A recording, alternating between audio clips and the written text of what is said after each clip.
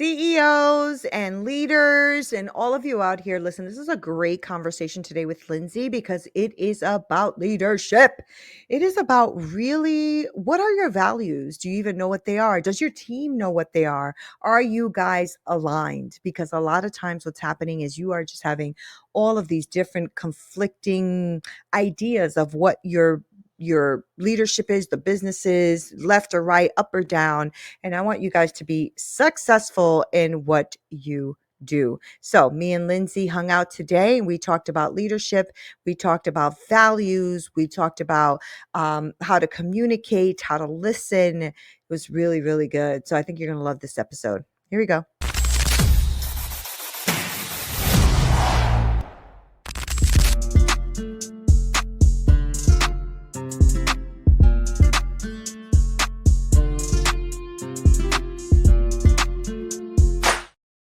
What's up, y'all? Hey, if you're a leader, you running a small business, all that kind of stuff, just listen up, okay? Because today I have the Values Vixen here, and she's been on here before. Loved her conversation. Like, I love what we were talking about. We were talking about culture and values and all kinds of things. But I want you to pay attention, right? Because she does a lot of workshops and speaking engagements, and she empowers leaders and their teams to align their day-to-day actions with core values to optimize results. And let's be real. Right now, Lindsay, we are in this place, kind of like a funny place, I think, sometimes in work and business. Everything has changed. Cultures change. People are changed. Everything's changing. And so I think that it behooves leaders, CEOs to pay attention and to realize that the old ways is not the new way. So welcome to Straight Talk. How are you? I'm doing just fine, thank you. Good. Just fine like China. That's awesome. I'm really glad you're here. Been talking a lot to leaders about leadership and CEO and entrepreneurship and all that kind of stuff. And I think that's where I'm really starting to go even more in my podcast because I'm really loving that conversation and the truth of what's happening in the marketplace right now, right?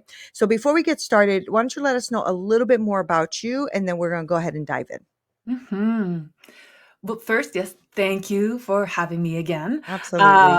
Loved being on your podcast the first time. Super stoked to be back. A little bit about me is, again, I'm Lindsay Harle-Kadatz with BRP Consulting because businesses are people. And a little bit about what I do is I work with leadership teams and their teams to be able to create more engaged organizations, to have more optimal people performance, and to be able to achieve outcomes that they've set for themselves more easily, more efficiently, more joyfully. Yeah. That makes me think of, I think this is something you talk a lot about, which is core values and uh, missions, like their mission. What are they really trying to do? Right. And so I think culture has become a really big thing. And that more people, at least the ones I'm speaking to, are really not working for people they're not aligned to anymore in culture. Like I feel like that's changing. Have you felt that? There, yes, and it's also more about people have come to understand what's more important to them. Mm, And even as the generations shift through the workforce, there's different motivators for the different generations from a values mhm. perspective, different generational values. Now, one thing that's interesting is, yes, we're talking about leadership and core values and all that jazz. And that does absolutely impact the workplace. And Mhm. and with your audience, though, it's interesting to note that doing the values work, either with yourself, with your team, ultimately trickles out into your personal life.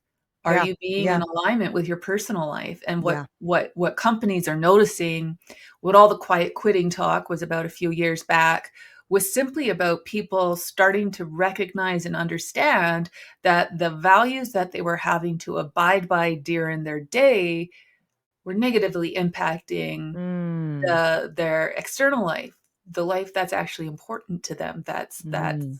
what are they living? Who are they living for? What are they doing outside of work? Because work is an avenue to that.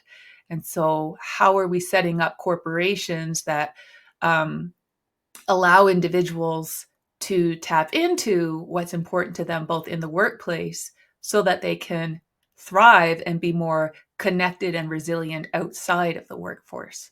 Right. Human behavior, right? Human Like, just behavior. yeah, like, I mean, that's really important, and you're right, I think I mean, even for me, right? Like, I'm an entrepreneur, and I work at home, and, I have my business or whatever, but even lately, I've been starting to shift the way I do things, and I realize it's because I wasn't aligning. Things were off, and I couldn't figure that out.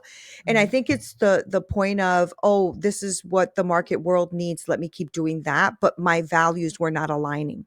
And so I was having this contradiction, right? And it's interesting because it happens in small businesses, it happens in your entrepreneurial journey, it happens in leadership. And you're right. I think a lot of people have looked back and said, "Well, I don't really align with that, and it's affecting my life." I that's such a great way to look at things. And human behavior in a workplace is important. And so, how are you helping? Like all of these leaders and small businesses understand that at a deeper level, right? So that they can create a workforce that's maybe more engaged or more high performing. How are you helping them with that? Well, first, well, I mean, obviously, it's dependent upon where's the company at in the first That's place. true. Yeah. But the biggest part and the biggest type of work I'm doing with the clients I work with is getting everyone simply on the same page as to what the heck their core values actually mean. And not just Yeah. what they mean, but what do they look like? What does this type of value look like being expressed in our organization, Mm. being expressed consistently throughout the leadership team, Mhm. so that they can then model it consistently for their teams. So there's this greater understanding, shared agreed to understanding as to what the heck these seemingly fluffy things actually do, because there's real science behind what the values speak to. Yeah. What happened, what a lot of the companies I work with now, what happened during COVID was they realized, hey, we have these really good sound bites in our values, but they're not resonating. They're not actually the beliefs of the individuals Yep. that work there, because Yep. values are our underlying beliefs upon which we take aligned action. And so it's starting to understand our beliefs are not actually aligned with what our corporate values are stated. So it's having to go back to the drawing board, so to speak, and really get honest and Yeah. clear about what really matters to us.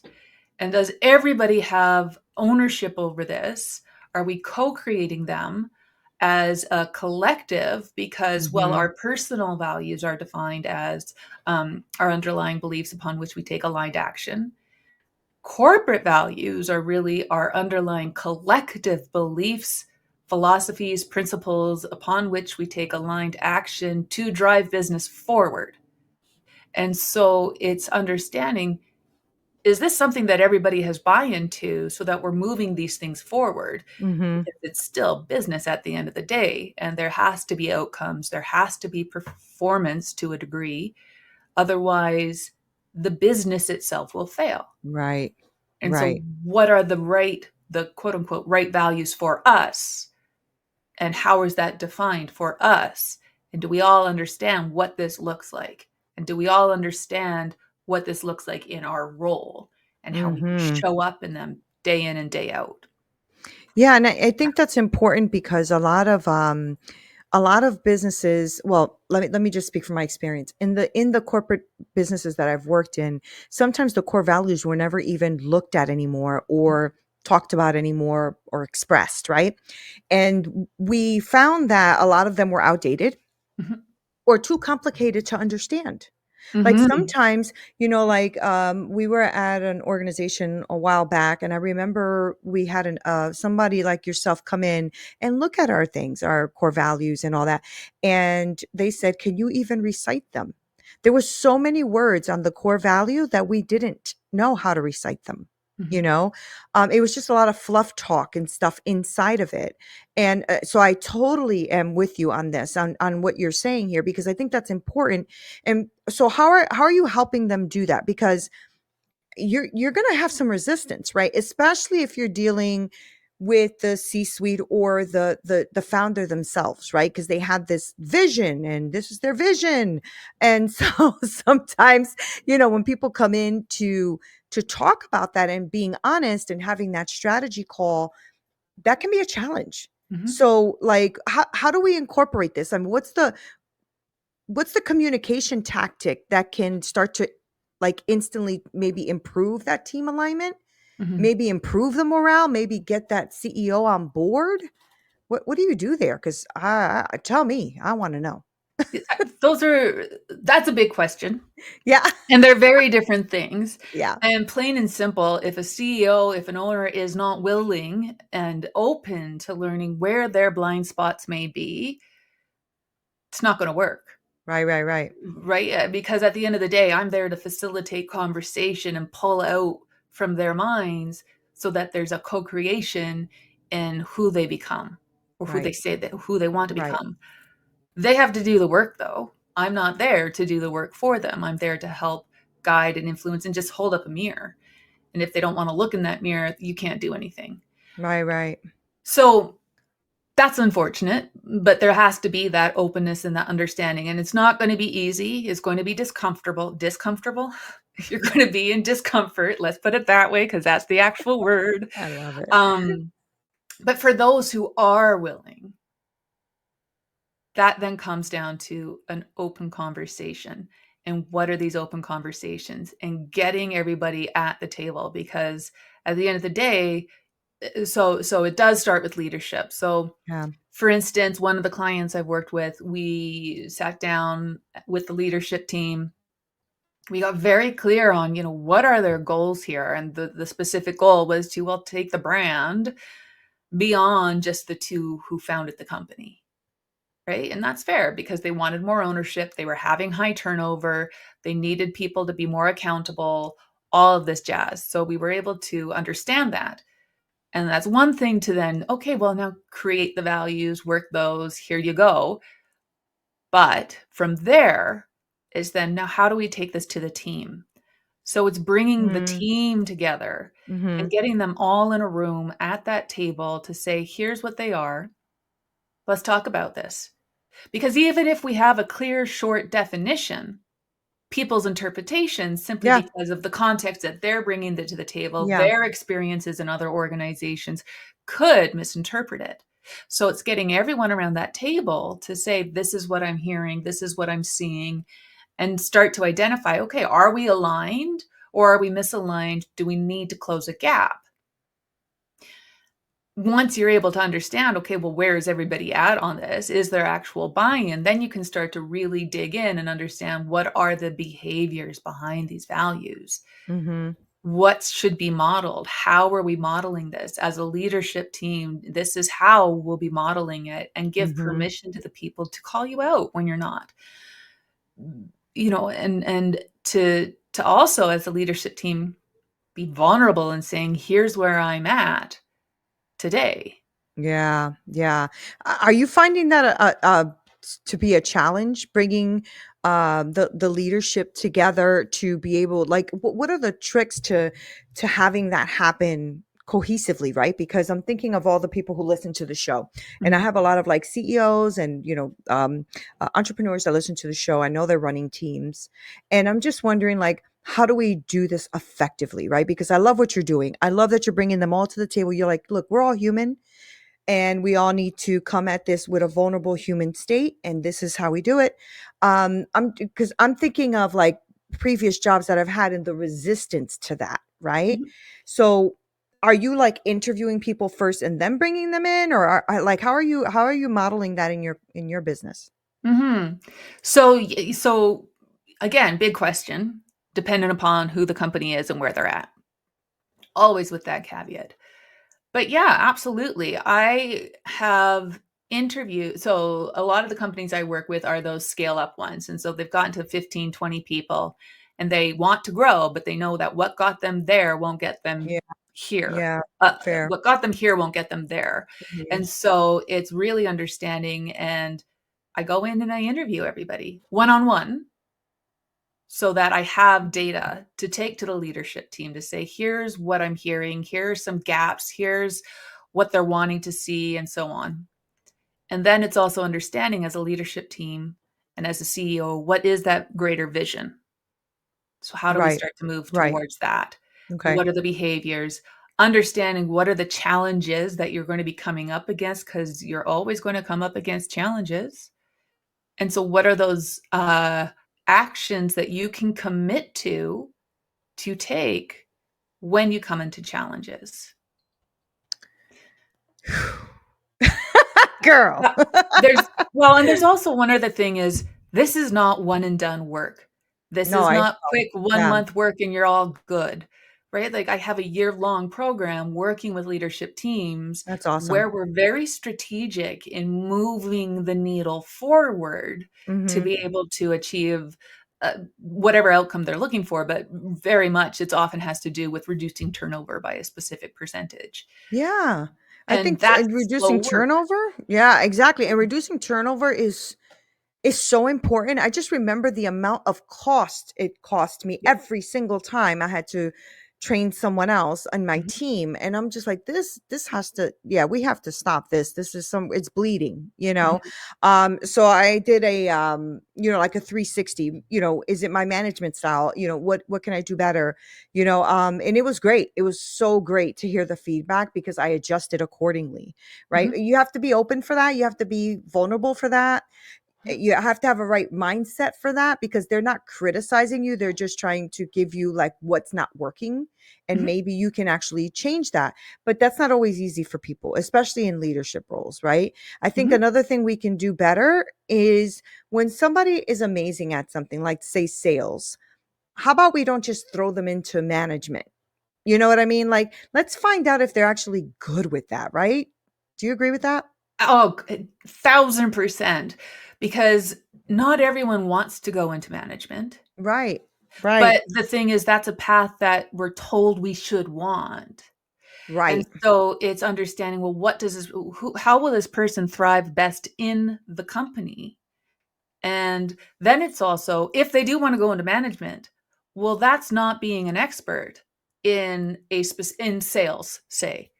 That's now having to become knowledgeable in how do you manage people? How do People. you work Yeah. with people? What are Yeah. those people's soft skills? How do you influence, not motivate? Because, sorry, you cannot motivate your people, but you can influence them by understanding who they are as individuals and what's important to them on a personal level. Right. And that's where a lot of the gap is we do bring these experts in their roles into leadership roles without giving them the proper tools Yeah. to be able to Yeah. do their job effectively. And one of that is simply helping them understand, number one, you don't have to have the answers. Your job now is to be able to support your people in finding the answers themselves. And it's also understanding that your job as a leader, you'll spend a minimum of 55% of your time listening. So are you Yeah. actually, do you know how to listen? And it's Yeah. not necessarily active listening, it's deep listening, it's full body listening, it's Yep. pausing and even asking, what are we losing when we're not listening? What Yeah. opportunities are lost? What people are lost? You know, our employees tell us what they need long before they check out the door. Yeah. Yeah, that's true. And even not just even the piece that's missing in the promotional piece, also the fact that sometimes people are not in the right roles. Yep. I, Yep. I remember like having someone I worked with who was like a master at like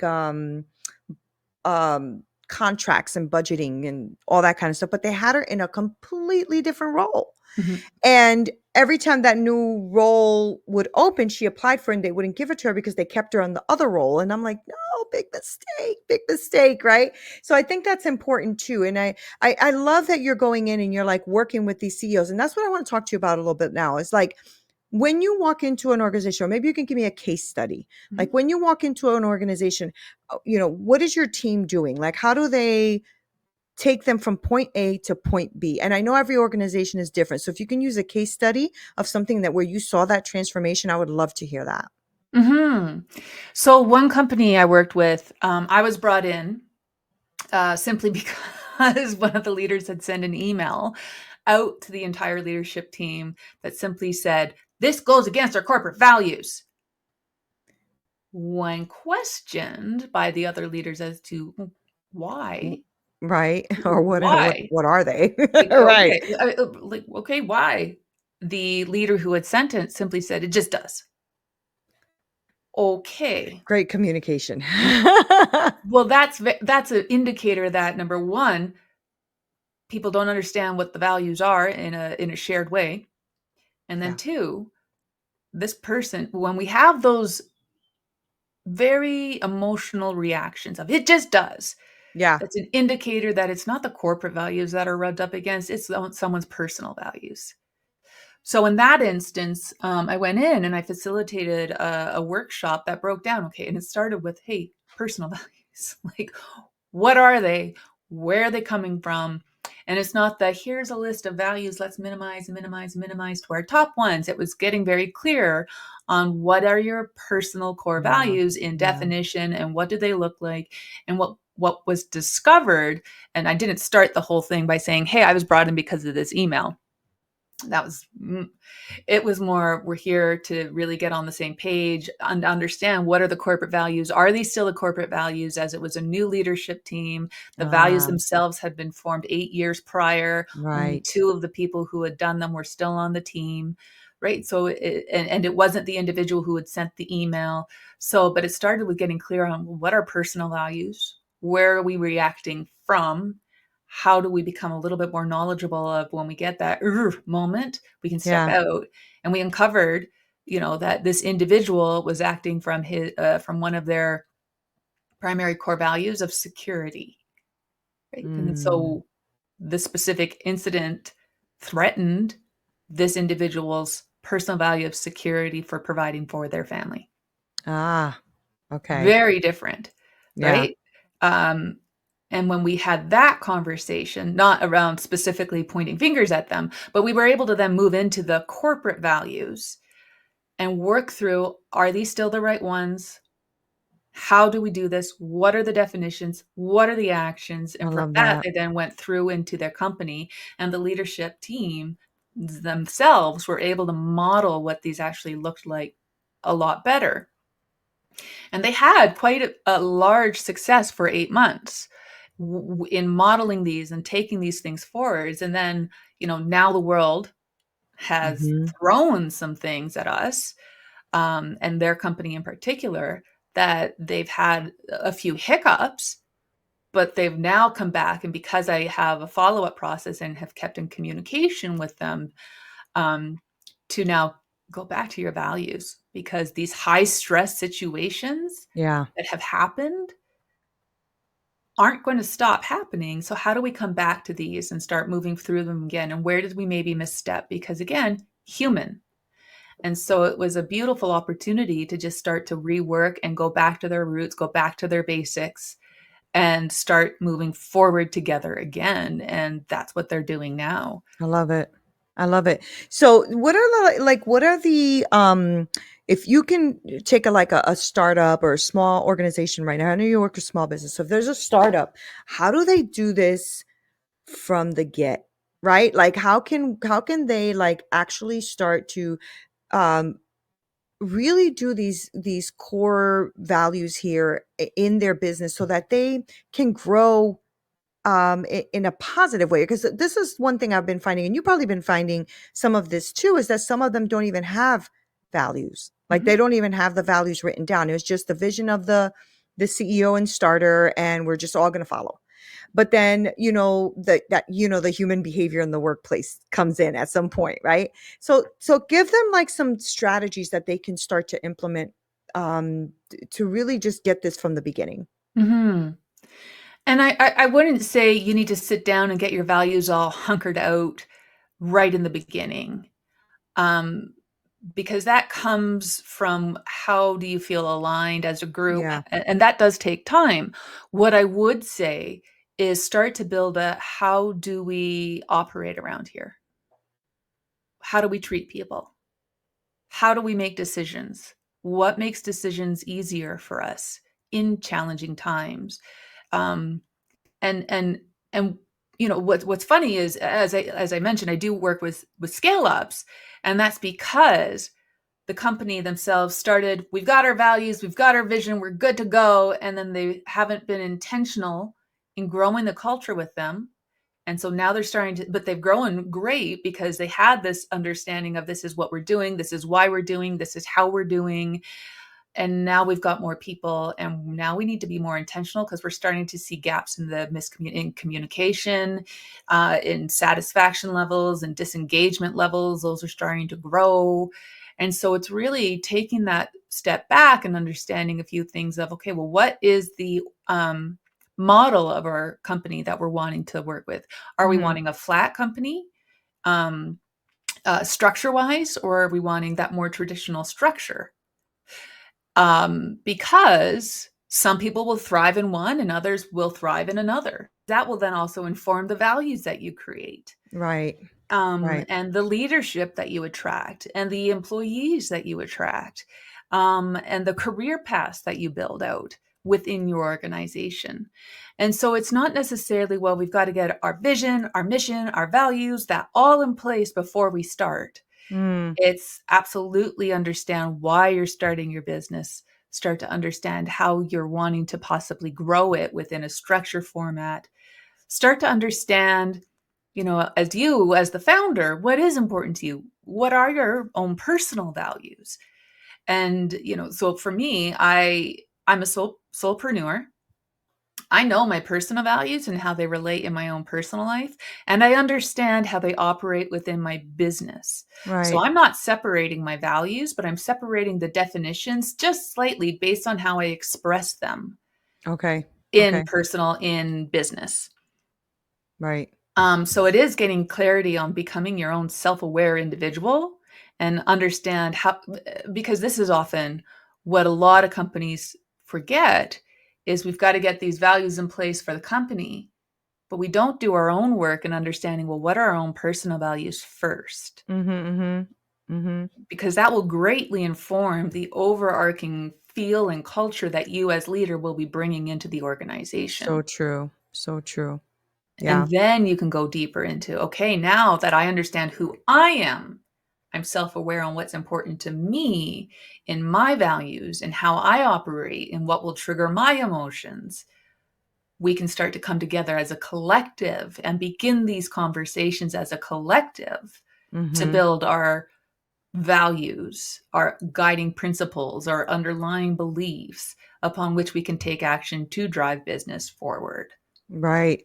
Now, the kind of work that you do you think that it's important to um call someone like you to come in prior to that email being sent? Are there like flags that people should be looking at in their organization to say, I think I think we need a specialist to come in here and talk to us about this. Do you have like, okay, this has gone really too far, or you should have, maybe you should call us when it's doing this. I mean, yeah, call me ahead of time, period. Right. But the reality is, people don't fix things that aren't broken. And we don't know they're broken until something happens. Yeah. Right. And What's an indicator? What would be some indicators? yeah, great question. So there's those miscommunications on the teams. You're starting to feel a little more friction between your employees. Mm-hmm. Those stronger personalities maybe are taking over, and you notice other individuals on your team starting to shrink a little bit more, disengaging a little bit more, Mm, not performing quite to the level that you know that they can or that they previously used to. The employee experience okay. has gone down. Your leaders are burnt out and overwhelmed and just checking out almost and not really understanding what they need to do as a leader to be able to support their team properly. Mhm. So there absolutely are indicators, and it's even one thing is, are you having too many meetings of the same Girl. meeting? Girl. Is are you repeating the same things over and over Oh and my over god. again? We used to complain about that all the time. We were having meetings about the meeting, and I'm Yep, like, "Why am I going to another meeting? I've like yep, we've had 20 meetings about yeah, this meeting." Yeah, yep. it's very frustrating. When you get clear on when you're all on that same page with a shared understanding, there's a stat that you can save up to like 300 hours a year Wow. in meeting time. Wow. And so that translates to roughly 2 to 3 hours per employee. And so Right. what could you do with 2 to 3 hours extra as an employee Right, right, right. without having to go to this meeting that should have been an email, or this meeting that shouldn't have been because we should have we sh- I shouldn't should I shouldn't should because because we're not listening properly. We're not understanding how to effectively listen. Right, right, And right. so those are a lot of the indicators is, are you speaking and saying you're listening, or are you just having the same conversation over and over? Are Yeah. people irked behind your back? And you may not know that, but you know that. You Yeah. get the feel in the air in the office, right? Yeah. And this is going in another direction as well, but more companies are requiring their people to come back to work at I was least for a just gonna few, talk to you about that. yeah, Yeah, yeah, at least for a little bit during the yeah, week. And I do not disagree with that. I see huge value in yeah. bringing people together, Me too. but let people know why. Yeah, And it's not to have a pizza party. And right? Like, it's not to just show up and have special events and team events to just rah, rah, rah. But yeah, like, there's a real reason, and it's to build that collective community, because you're in business is a community. yeah, And so how do you get this community um, to collaborate, to speak more kindly and effectively to one another? yeah, How do you start to understand what makes every single individual tick? Because that's important, yeah, right? yeah, So I don't disagree with hybrid and requiring people to come back, but explain why, because it does take away from some of the very valuable things that we gained during COVID from remote work. yeah. That's true. That's very true. And I think some people are having a really hard time with that, right? Mhm, And I think you're right. I think if there's a clear communication as to this is why this is important, maybe that person would be able to go, I get that. I actually understand that, right? As mhm. opposed to just come, I said so, Yep, that's it, you right. know? And some people are being spoken to that way because I Yeah, spoke to some people who are just saying, nope, my boss said you're coming and that's it. And I told him, "Well, since the pandemic, you told me I was gonna be 100% remote, so I moved, like, 3 hours away. Not my problem." yep, yep. Wow. You know what I mean? Like, don't treat people like that either, right? That there's a way to do this, Mhm, whether it's, giving them a stipend so they can stay for 2 days in a hotel or something, but don't just, "Well, too bad." That person's driving 3 hours to you and 3 hours back, the least you can have is some compassion. mhm, Right? And some mhm, humanity. And so that was just someone I was speaking to, but it was just like, okay, I was gonna ask you about how, what you were seeing in the workforce when it came to that coming back. Because I believe you're in Canada, right? I am. Yeah. So are you also is Canada also doing that where people are coming back to work more, or are you referring more to the US? I'm referring to all over. It's very Yeah. similar up here as Oh, it is? well, Okay. right? With regards to that, some companies are absolutely demanding their people be back. Others are more flexible. Yeah. For instance, my husband, his workplace has, you can work from home if you want. Okay. However, he chooses to go and work from the office most days most days because he Right. loves to be around the people. And Yeah. what the company started to notice as well is because he was there and the personality that he was bringing, other people were choosing to come into the office and That's be in the awesome. office Yeah. and work together, right? Now he's home almost every Friday, which is good. Um, I think we could have lunch together and Right. little moments, but he doesn't feel obligated to go into the office. Yeah. It's Yeah. a That's good. choice, Yeah. right? Yeah. Yeah. And I think, I mean, and also, I think that energy being around other people you work with is good. It's productive. It can be productive Mhm, mhm, than to be home, right? Sometimes when you're home, you'll either overwork or mhm, you don't want to work at all. But mhm. when you're in the office, it's like, it's a different energy about that. I used to like going in, actually. I loved it a lot. Yeah. Yeah, and, well, this isn't necessarily per, like, the corporate world. I know, there are stories from, like, writers, TV writers, television writers, movie writers, all of that, where there's like, a group of writers for a television show, and they found it very difficult during COVID to really bounce ideas off of one another Um, yeah. because that was part of the room energy that they had when they were Yeah. building scripts, and then they could go off into their groups based on what was assigned to them, and then they would come back and again right, and that's just not quite the same Right. over a screen. Now there are ways to build really connected experiences. And I obtained some facilitation training from the Exchange Network out of the States. Excellent training on how do you create these more collective community building experiences online, which has been incredibly helpful. Yeah. But there's still nothing quite the same as being in a room with people, Yes. So being and true. feeling that energy, that collective connected energy, because at the end of the day, we are still human, and humans, as you know, are hardwired for connection. Connection. Yeah, 100%. And I think that's beautiful. I love the work that you're doing. I wish that more companies would open their doors to things like this because Mhm, I think they are. Maybe they are. I think before they weren't. mhm, It was one of those things like, oh, they're an outsider, they're going to come in and ruin everything. That used to be the mentality and the behavior.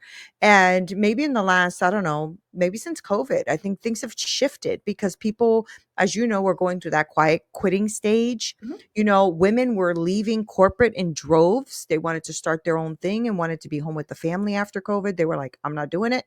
And so I think things are shifting a little bit more now. Maybe you're seeing a different pattern of things happening.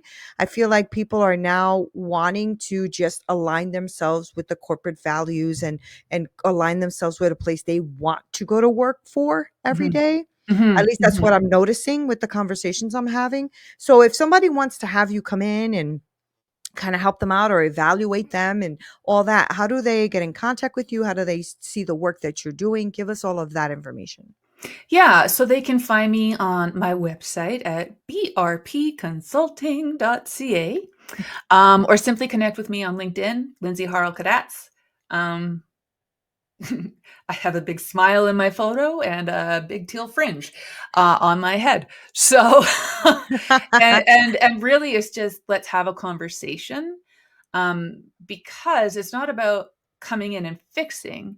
It's Yeah. about building on what's already good, Yeah. because chances are you already have something really good. And Yeah. so let's continue to build that and then close the gap between where you say you want to be and where you actually are by tapping into what's awesome about you, by tapping into what your people are really feeling without consequences. Yeah. That's And I think, important. and that's a Yeah. big thing, is if you're going Yeah. to be asking people to give feedback, even if it's anonymously presented via me, it's still important then that you don't retaliate. Yeah. Say, "Well, screw this. This is just BS. I Yeah. don't believe in it." Well, okay, well then it's all for nothing. You're not gonna have any change. No. And you won't have growth either, because that really does stop your growth. If you Yep, can't be a people person, and what I mean by that is just respect others yep, and listen and be there, you're going to be on this island by your damn self. Because eventually people get tired. They do. mhm, And I've seen that happen to businesses, and I've seen people just jump ship. They're like, forget it. you know? And so I encourage all of you who are listening to Lindsay today to just, take a pause. This is not to be against you, right? That's a personal feeling that you have to deal with because that's not what it's about. It's about the people that are surrounding you and are in your company, your business, under your leadership, that they really are showing up every day because they want to contribute and do something. They really do. It's not always for the paycheck. It is lots of times, at least it was for me, for the value that I was putting out in the world through this organization, right? And so if you guys are like really connecting with what Lindsay's saying, and you're like, maybe we need a evaluation. We're having friction, or before we even get there, let's see if we're even aligned. I highly recommend somebody like Lindsay because I love her attitude. I like her mind. I like the way she thinks. I love what she puts out in the world. And I really want you guys to connect with her. So, Lindsay, thank you for being here. I like talking about this kind of stuff. I think it's important. And I think the more we can bring this out to people's awareness, especially those who are in the driver's seat, Yeah. right? The more we can do that and help them out, the better the world will be. And the more there's open for other people to work. You know what I'm saying? There's more work. There's more things out there because businesses are thriving. That's what we want at the end Mhm. of the day. So thank you for being here. Appreciate you. No, thank you for having me. I love talking about this stuff. I have like 10,000 other things. I'm like, oh, let's go this route, but recognizing the time of your busy listeners, right? Well, we could always do it again if you have Oh, another like direction you yeah. want to take us. So thank you so much for being here. No, Seriously, that was awesome. Thank thank you, you. Neena. Guys, thank you for hanging out with me and Lindsay. Now, I know that I speak to a lot of you who are CEOs and are like leaders, and a lot of you are entrepreneurs and you're building your teams. This is important. So I want you to pay attention, listen up. And if you have to rewind, go ahead and rewind. She left a lot of gems there for you. It's really important that you guys start to listen and communicate with the people that you're working with, because I know for me, when I felt that it came to an end, I left. Right. And I was in that organization for many, many years and love them still. But I had no more growth, no more room for expansion. I felt like we weren't being listened to, all that kind of stuff. So, I don't want that to happen to anyone else, because when you have someone who is dependable, reliable, values driven, and wants to be there, keep those people around, y'all, because it is expensive to keep a rotating door in your business. So thank you guys for hanging out with me and Lindsay today. I love you guys so much. This is Neena Perez. Straight talk, no sugar added. Until next time.